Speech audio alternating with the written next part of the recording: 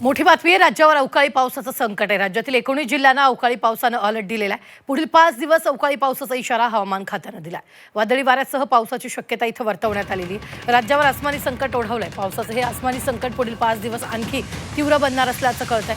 तर हवामान खात्यानं हा इशारा दिला। या पार्श्वभूमीवर 19 जिल्ह्यांना येलो अलर्ट जारी करण्यात आला, तर काही ठिकाणी गारपिटीचा अंदाज सुद्धा वर्तवण्यात आलेला आहे।